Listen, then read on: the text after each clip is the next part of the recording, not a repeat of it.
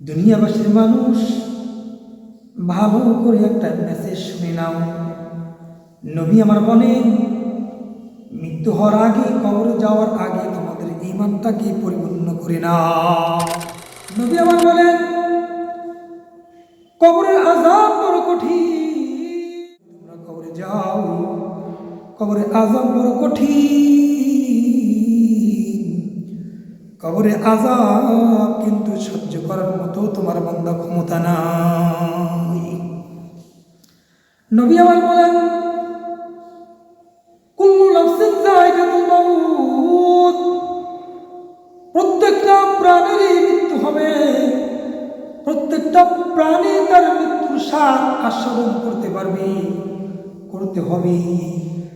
এই জন্য নবী আমার বলেন, কবর বড় কঠিন, ভয়াবহ একটা ঘর। সেখানে নাই কোনো বাতি, নাই কোনো বিছানা, নাই কোনো সাথী। নবী আমার এই কথাটাই বারবার বলে গেছেন তার উম্মতকে বলে গেছেন আর বলছেন, ইত্তাকুল্লাহ, সর্বদাই তোমরা ভয় করবে একমাত্র একজন, তিনি হলেন কে? জোরে জোরে চিল্লায় বলেন, তিনি আমার আল্লাহ, তিনি আমাদের রব। বলেন তো আমাদের রব কয়জন? কয়জন? আমাদের রব একজন। হিন্দুদের রব কয়জন? হিন্দুদের রবের কোনো সীমানা নাই। হিন্দুদের রব হাজার হাজার। হিন্দুদের রব হিন্দু, মুসলিম, মুসলমানের রব একজন। জোরে জোরে চিল্লায় বলেন না সুবহানাল্লাহ। নবী আমার বলে গেছে, কবর যাইবা সাবধান।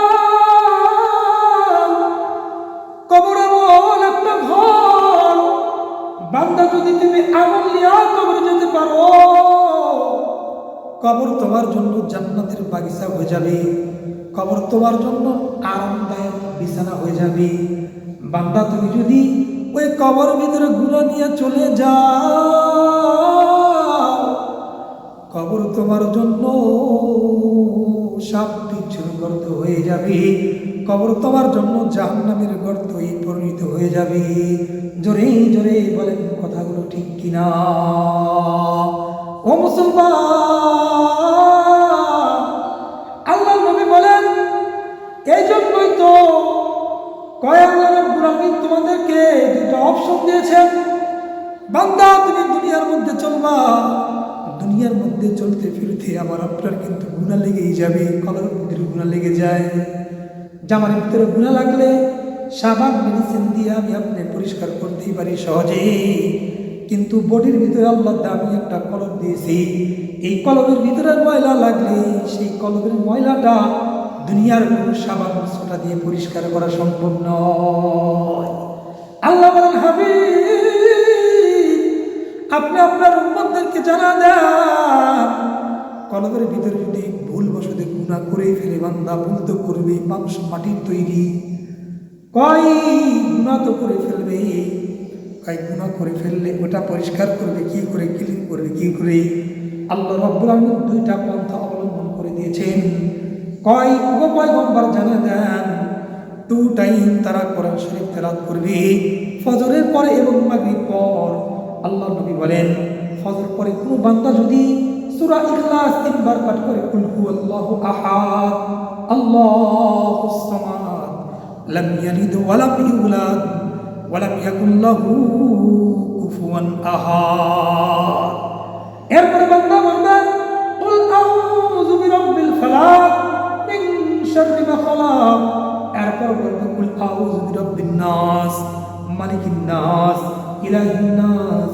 আল্লাহর পয়গম্বর বলেন, এই সূরাগুলো 3 বার করে যদি মাগরিব পরে আর ফজর পরে, কয় বান্দা যদি দিনের মধ্যে গুনাহ করে ফেলে, ফজর পরে এইগুলো আমল করার কারণে দিনের মধ্যে টুকটাক যা গুনাহ হয়ে যাবে, আল্লাহ রাব্বুল আলামিন সারাদিনের গুনাহকে আল্লাহ ক্লিন করতেই থাকবে। বলেন না সুবহানাল্লাহ। আল্লাহ নবী বলেন, মাগরিব পর কেউ যদি এরকম আমল আবার করতে পারে, আর বান্দা যখন ঘুমিয়ে পড়বি, ঘুমের ভিতরে মানুষ মারা যায়, ঘুমের ভিতরে মানুষ ঘুম আসলে আর কেউ জাগ্রত হতে পারে, কেউ ঘুমের ভিতরে মারা যেতে পারে। এই জন্য আল্লাহর পয়গম্বর বলে, সারা তুমি যদি ঘুমাও বান্দা টুকটাক গুনাহ হয়ে যায়। ওই যে তুমি আমল করেছো, কুল সূরা 3 বার করেছো, ফালাক নাস 3 বার করে পড়েছো, মাগরিব পর, মাগরিব থেকে দিয়া ফজর আসার আগ পর্যন্ত বান্দা টুকটাক গুনাহ হয়ে গেলে আল্লাহ রাব্বুল আলামিন রাতের সব গুনাহ মাফ করে তোমার কলবটাকে আল্লাহ রাব্বুল আলামিন পরিষ্কার করে রাখবেন। আর রাতের মধ্যে যদি তোমার মৃত্যু হয়ে যায়, তোমার মৃত্যুর কোনো ভয় নাই, কবরের কোনো ভয় নাই, হাসরের কোনো ভয় নাই। কেননা তোমার কলবটাকে আল্লাহ ক্লিন করে একেবারে পরিষ্কার করে দিয়েছে। বলেন সুবহানাল্লাহ। এই জন্য মুসলমান টোটাই আমাদের কোরআন শরীফ তেলাওয়াত করতে হবে। আচ্ছা বলেন তো, আমি যদি গুনাহ করি, এই গুনাহ নিয়ে কি আল্লাহর জান্নাতে যাওয়া সম্ভব নাকি? বলেন। আল্লাহ গুনাহগার বলা মানুষদেরকে আল্লাহ জান্নাত দান করবেন না। হাদিসে আল্লাহর পয়গম্বর বারবার বলে গেছেন। কিন্তু আল্লাহ নবী বলেন, আলা কুল্লুকুম খাত্তাউন ওয়া খায়রুল খাত্তাইন আত-তাওয়াবুন। মানুষ দুনিয়ার মধ্যে চলে, নাপাক যেমন শরীর লাগে, ঠিক কলবের ভিতরেও নাপাক লেগে যায়, গুনার দাগ পড়ে যায়। গুনাহ নিয়া আল্লাহর দরবারে হাজির দেওয়া সম্ভব নয়। এই জন্য বান্দা তোমাদের কলবটাকে একেবারে পরিষ্কার কইরা এরপরেই তোমাদের কবরে মুসাফির বেশি যেতে হবে। ছোট্ট একটা উদাহরণ দিলে বুঝতে পারবেন। আমার বাড়ি সিরাজগঞ্জ। আমি যদি বলি সিরাজগঞ্জ থেকে আমি চট্টগ্রামের উদ্দেশ্যে একটা স্লিপার বাসের মধ্যে আমি চট্টগ্রামে যাব।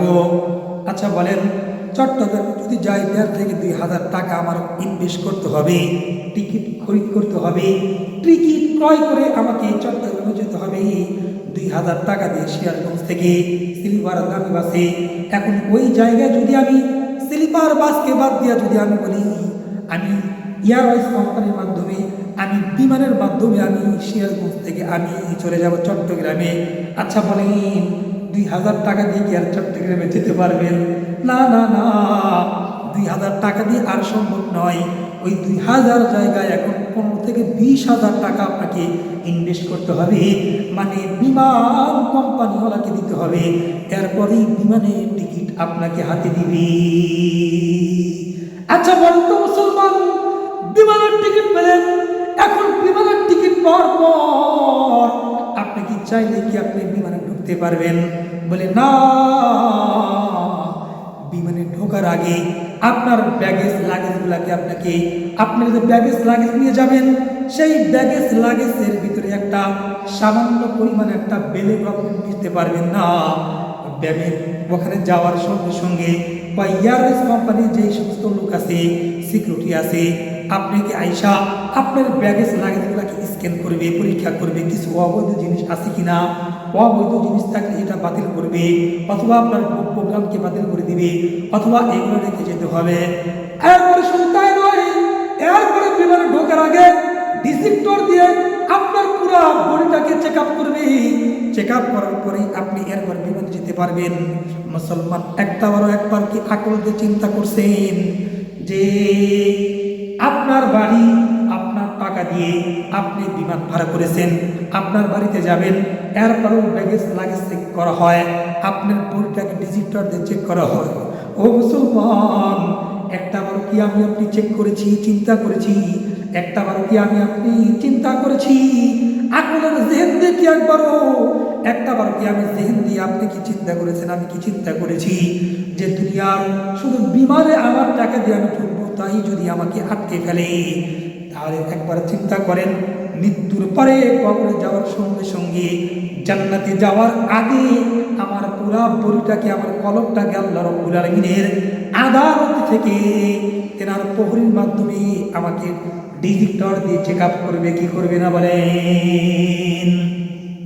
মুসলমান বন্ধুরা আমার, বুঝে থাকলে বলেন, আল্লাহ যদি সেদিন চেক করে আর চেক করে যদি দেখে আমার কলবের ভিতর নাপাক দিয়ে ভর্তি, আমার কলবটা শুধু নাপাক আর গান্দা আর কুকুরত্ব ভরে গেছে, আচ্ছা বলেন তো নাপাক কলব কি আল্লাহর পবিত্র জান্নাতে আমাদের স্থান হবে?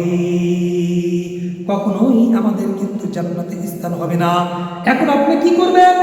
আপনি যদি ওই সময় আপনার কলবটাকে পরিষ্কার করতে চান, একটাই শুধু সুরত থাকবে, সেই সুরতের নাম হলো জাহান্নামের আগুনে আপনাকে পুড়বে। পুড়তে পুড়তে পুড়তে পুড়তে সব যখন একেবারে খতম হয়ে যাবে জাহান্নামের আগুনে, এরপরে কলবটাকে আল্লাহ পরিষ্কার করবেন। এরপরে অনন্তকাল করে আল্লাহ আপনাকে জান্নাত দিতেও পারে, নাও দিতে পারে। মুসলমান চিন্তা করেন, তাহলে ওখানে গিয়া যদি আমি ধরা পড়ে যাই, তাহলে আমার জিন্দেগির কোনো মূল্য নাই। মুসলমান বন্ধুরা আমার, একটাবার চিন্তা করছেন? কিন্তু আল্লাহ রাব্বুল আমিন বলেন, ও মুসলমান, কয় তোমাদের আমি অপশন দিলাম, গুনাহ থেকে বেঁচে থাকার জন্য অপশন দিলাম। 2 টাইম তোমরা কোরআন শরীফ পড়বা। এখন বলেন 2 টাইম কোরআন শরীফ পড়লে শুধু আমার মতো আপনার মতো কোরআন শরীফ পড়লে হবে, নাকি আল্লাহর দেওয়া গ্রন্থ আল্লাহর বাতলানো অনুযায়ী তেলাওয়াত করতে হবে? আমার মতো বললে হবে? আপনি আপনার মতো বললে হবে, নাকি কেমনে করতে হবে? সাহাবীরা প্রশ্ন করল, ওগো পয়গম্বর, কিভাবে করবো? আল্লাহর পয়গম্বর সাহাবীদের মধ্যে বললেন, তোমার মতো বললেই হবে না, কোরআন শরীফ পড়তে হবে। ওয়ারাতিল কুরআন তারতিলা। মুসলমান, আল্লাহ তাআলার গ্রন্থ তারতিল বজায় রেখে কোরআন শরীফ তিলাওয়াত করতে হবে।